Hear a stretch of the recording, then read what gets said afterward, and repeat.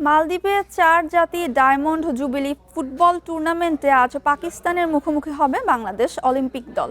Match শুরু বাংলাদেশ সময় বিকেল ৫টায়। মালদ্বীপের ফুটবল ফেডারেশনের ৭৫ বছর পূর্তি উদযাপনের অংশ হিসেবে এই টুর্নামেন্ট।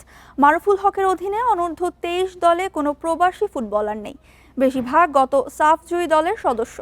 জাতীয় দলে খেলা মেহেদী হাসান শ্রাবণ, আলামিন, মুজিবুর রহমান জনি, পিয়াস আহমেদ নোভা আছেন।